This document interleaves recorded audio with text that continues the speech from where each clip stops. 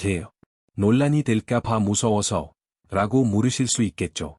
물론 그것도 있겠지만 제가 이 주제를 피하고 싶었던 아주 구체적인 두 가지 이유가 있습니다. 첫 번째는 제가 이미 이 이야기를 했기 때문입니다. 소금 섭취와 건강에 대해 제가 지금까지 무려 7편이나 영상을 찍어 올렸습니다. 정말 열과 성을 다해 만들었는데 현실은 냉혹하더군요. 알고리즘이 제 영상들을 별로 좋아하지 않는 것 같습니다. 두 번째 이유는 바로 유튜브 생태계의 현실 때문입니다. 여러분도 아시겠지만 유튜브에서는 자극적인 게 이깁니다. 만약 제가 매일 아침 소금물을 마시면 모든 병이 낫습니다. 라는 제목으로 영상을 올렸다면 아마 하룻밤 사이에 조회수 100만 회는 거뜬히 넘겼을 겁니다. 사람들은 마법 같은 해결책을 원하니까요. 비밀스러운 비법을 좋아하죠. 하지만 지금 이 영상처럼 사실 소금물 마시는 게 건강을 해칠 수도 있습니다라고 말하는 영상은 못입니다. 조회수 10,000번 나오면 다행이죠. 사람들이 듣고 싶어하는 즐거운 소식이 아니기 때문에 알고리즘이 추천을 안 해줍니다. 그럼에도 불구하고 제가 지금 이 자리에 앉아서 이걸 찍고 있을까요? 굳이 사서 고생을 할까요? 바로 여러분 때문입니다. 정확히 말하면 한 구독자분 때문이에요. 얼마 전 댓글을 쭉 읽다가 제 손을 멈칫하게 만든 글을 봤습니다. 악플도 아니었고 비난도 아니었습니다. 그건 간절한 도움 요청이었어요. 선생님, 정보가 너무 많아서 혼란스러워. 선생님이 딱 정리해 주시면 더 이상 헷갈리지 않을 것 같아요. 제발 진실을 알려주세요. 이 댓글이 제 심금을 울렸습니다. 제가 의사가 되었는지, 이 채널을 시작했는지 다시금 깨닫게 해주더군요. 조회수가 중요한 게 아닙니다. 만약 단 한 분이라도 이 영상을 보고 건강 위기를 피할 수 있다면, 혹은 유행을 쫓다가 신장을 망가뜨리는 일을 막을 수 있다면, 이 영상은 가치가 있는 겁니다. 그래서 결심했습니다. 제가 대신 고생하기로 관련된 모든 논문을 샅샅이 뒤졌습니다. 단기 연구, 장기 데이터, 아주 특수한 의학적 사례들까지 전부 찾아봤습니다. 조회수가 안 나와도 좋습니다. 소금물 신봉자분들의 악플이 달려도 상관없습니다. 오늘 저는 여러분께 객관적이고 과학적인 진실만을 전달해 드리겠습니다. 자, 이제 결론을 내봅시다. 소금물 마시기, 진짜 건강 비법일까요? 아니면 위험한 미신일까요? 챕터 1. 이에 소금물이 실제로 필요한 사람들. 무조건 나쁘다고 하기 전에 공정하게 짚고 넘어가겠습니다. 소금물 섭취를 지지하는 연구가 있는지 찾아봤고, 실제로 찾았습니다. 분명히 소금물이 단순한 물이 아니라 악이 되는 특정 그룹이 존재합니다. 어떤 분들에게 소금물이 도움이 되는지 먼저 정리해 드리겠습니다. 1. 탈수 환자 및 응급 상황 가장 명백한 경우죠. 땡볕에서 격렬하게 운동해서 땀을 비 오듯 흘렸거나 심한 장염으로 설사를 계속해서 체액과 전해질이 급격히 빠져나간 경우입니다. 이때는 명백한 탈수 상태입니다. 응급실에 가면 우리가 뭘 하죠? 링거, 즉 수액을 꽂아줍니다. 그게 바로 소금물, 생리식염수입니다. 이걸 마시는 버전으로 만든 게 바로 경구수액요법, ORS입니다. 물과 소금, 설탕을 정확한 비율로 섞은 거죠. 개발도상국, 특히 아프리카 같은 곳에서는 이 간단한 소금 설탕물 요법이 어린이들의 설사병 사망률을 93%나 줄였다는 데이터가 있습니다.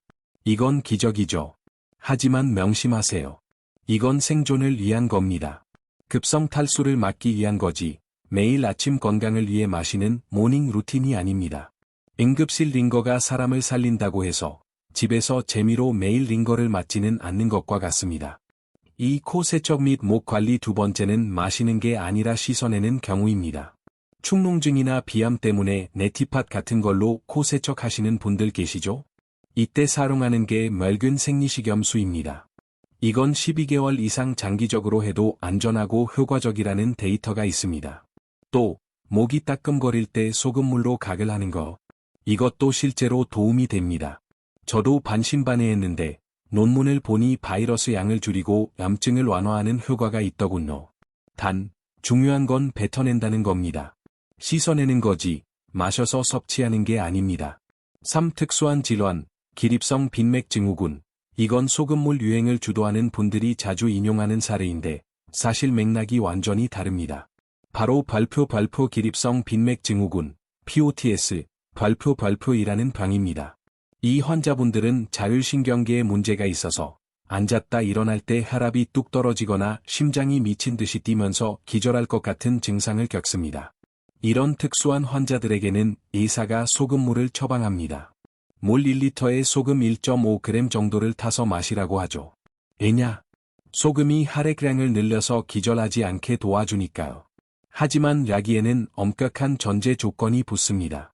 반드시 대학병원 순환기내과에서 기립경 검사를 통해 확진을 받아야 하고 고혈압이나 신장질환이 없다는 걸 확인해야 합니다. 만약 여러분이 이 병이 없는데 이렇게 마신다면 멀쩡한 심장과 혈관을 고문하는 꼴이 됩니다. 4. 차와 빵 증후군, 티&토스트 신드롬. 마지막으로 제가 병원에서 실제로 소금을 처방하는 그룹이 있습니다. 바로 노인분들입니다. 의학 용어로 차와 빵 증후군이라고 하는데요. 식욕이 떨어지신 80대 이상 어르신들이 고기나 식사는 거의 안 하시고 차와 빵으로만 끼니를 때우시는 경우입니다. 이러면 나트륨 수치가 위험할 정도로 떨어지는 저나트륨 혈증이 옵니다. 이분들에게는 제가 실제로 소금을 드시라고 합니다. 짭짤하게 드시라고 권하죠.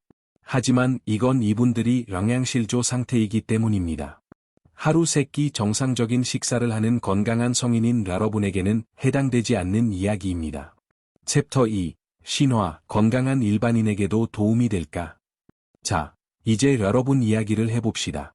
정상적인 식사를 하는 평범하고 건강한 성인이라면 어떨까요? 인터넷에서는 미네랄 소금, 죽염, 천일염을 물에 타 마시면 독소가 빠지고 에너지가 넘친다고 주장합니다. 그래서 저는 가장 확실한 증거, 즉 황금 표준이라고 불리는 랑구를 찾아봤습니다. 바로 이중 맹검 무작위 대조군 랑구입니다. 1000명 정도를 모아놓고 반은 소금물, 반은 맹물을 1년 동안 마시게 한 뒤 누가 더 건강해졌는지 보는 실험이죠. 그런데 문제가 있습니다. 이런 랑구는 존재하지 않습니다. 그리고 앞으로도 없을 겁니다. 왜냐고? IRB, 의학연구윤리심의위원회 때문입니다. 소금물을 고농도로 장기간 마시게 하는 인체 실험은 어떤 윤리위원회에서도 승인해주지 않습니다. 왜냐하면 우리는 이미 소금 과다 섭취가 사람을 죽인다는 걸 알고 있기 때문입니다. 고혈압, 뇌졸중, 심부전을 일으킨다는 게 명백한데 멀쩡한 사람에게 억지로 소금물을 먹여서 건강을 해치게 하는 실험은 윤리적으로 불가능합니다. 하지만 단기간 진행된 연구들은 있습니다. 그 결과는 충격적입니다. 던디 대학교 연구, 2008, 영국 연구진이 혈압이 정상인 건강한 남성들을 대상으로 실험을 했습니다. 한 그룹은 소금 알약, 고람식, 을, 다른 그룹은 이 약, 플라시보,을 먹게 했죠. 기간은 딱 5일이었습니다. 결과는 어땠을까요? 5일 만에 소금 그룹의 혈압이 통계적으로 유의미하게 급상승했습니다. 더 무서운 건 심장의 펌프 기능이 떨어지고 심장 전기 신호의 안정성까지 나빠졌다는 겁니다. 생각해 보세요. 단 5일 만에 건강하던 심장이 비명을 지르기 시작한 겁니다. 벤더빌트 대학교 연구, 2023, 더 최근인 2023년 미국 연구도 있습니다. 50세에서 75세 성인 213명을 대상으로 한 그룹은 육수 큐브, 고람분을 추가로 먹게 하고 다른 그룹은 저람식을 하게 했습니다. 이번에도 딱 일주일 걸렸습니다. 고람분 그룹의 혈압은 저람분 그룹에 비해 확실하게 치솟았습니다. 반응은 거의 즉각적이었습니다. 자란이 보라준 실험, 내추럴 익스페러먼트, A 선생님, 그건 알약이나 조미료잖아요. 좋은 소금으로 만든 소금물은 다르지 않을까요? 라고 반문하실 수 있습니다. 실험실에서 장기간 테스트를 못하니 우리는 현실 세계의 데이터를 봅니다. 안타깝게도 자란이 이미 그 실험을 대신해 준 사례가 2가지 있습니다. 사례 1. 케냐 다사나치 부족 2021년 펜실바니아 주립대 연구팀이 케냐의 다사나치 부족을 조사했습니다. 이분들은 유목민이라 활동량이 엄청납니다.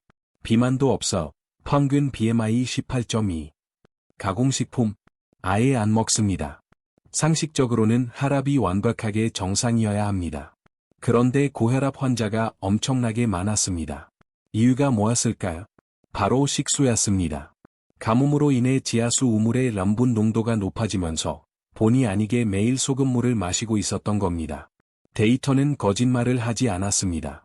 마시는 물의 염분 농도가 높을수록 혈압도 정확히 비례해서 올라갔습니다.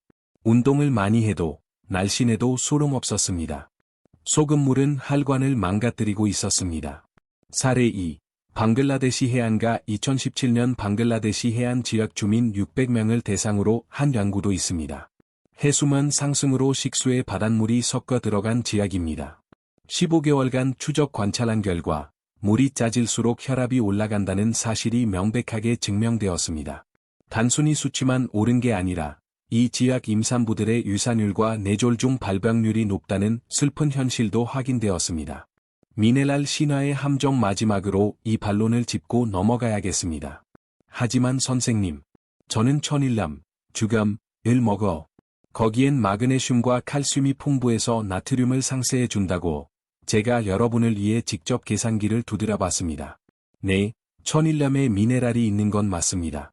하지만 그 양은 정말 미미합니다. 우유 한 컵 200ml에 들어있는 칼슘양 약 300mg을 천일염으로 섭취하려면 소금을 수 킬로그램 퍼먹어야 합니다. 칼슘 챙기려다 나트륨 중독으로 먼저 사망할 겁니다. 호두 한 줌에 든 마그네슘을 얻으려 해도 치사량에 가까운 소금을 먹어야 합니다. 소금물로 미네랄을 보충하겠다는 건 수학적으로 말이 안 됩니다. 그냥 샐러드를 드세요. 우유를 드세요. 미네랄 조금 얻겠다고 혈관을 소금에 절일 필요는 없습니다. 챕터 3. 플라시보 효과와 내 몸 임상의 위험성. 여기까지 들으셨다면 이런 생각이 드실 겁니다. 알겠어요 선생님, 과학적으로는 그렇다 치고. 근데 제가 직접 해봤는데 진짜 몸이 좋아졌다니까요. 두통도 사라지고 힘이 나던데 이걸 어떻게 설명할 건가요? 여러분이 거짓말을 한다고 생각하지 않습니다. 정말로 몸이 좋아졌다고 느끼셨을 겁니다. 하지만 왜 좋아졌는지 그 이유를 냉정하게 따져봐야 합니다. 소금이 좋아서가 아니라 다른 이유일 가능성이 큽니다. 플라시보 효과, 이약 효과 이거 정말 강력합니다.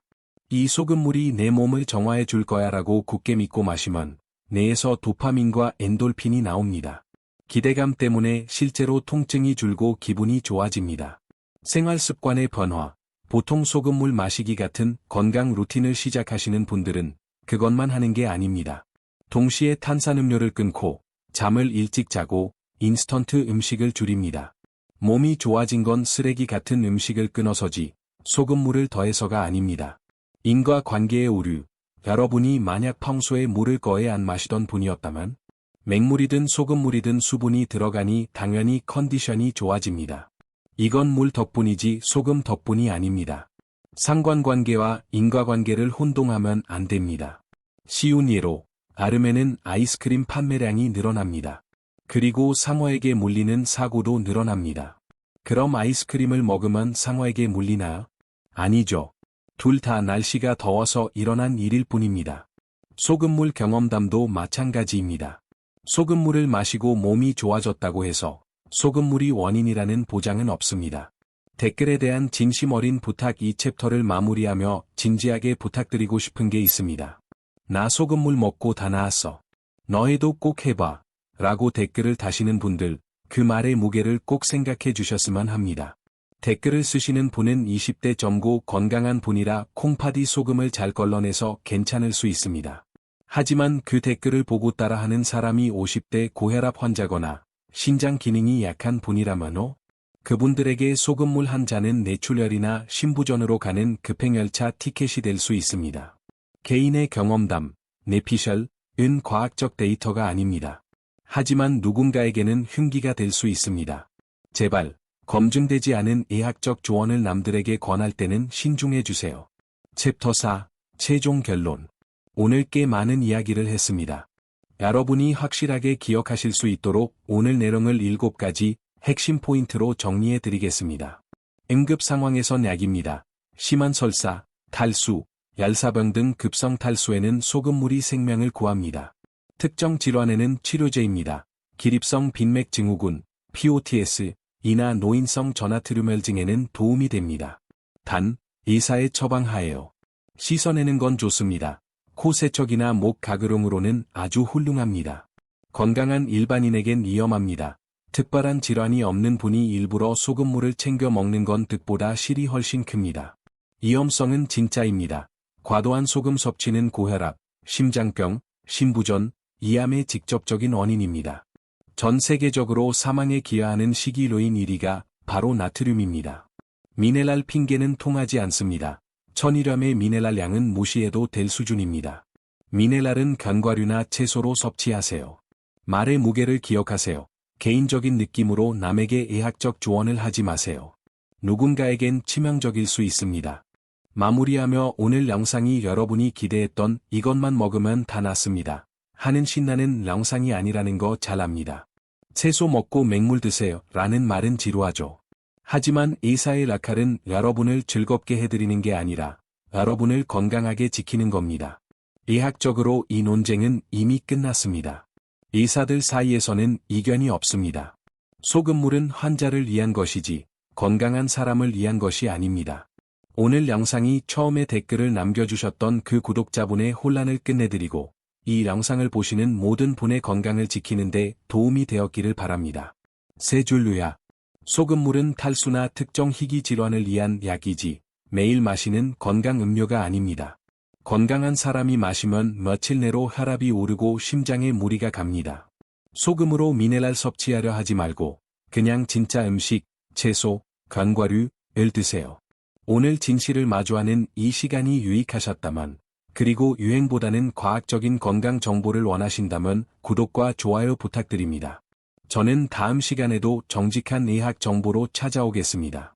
건강하시고 물은 그냥 맹물로 드세요. 감사합니다.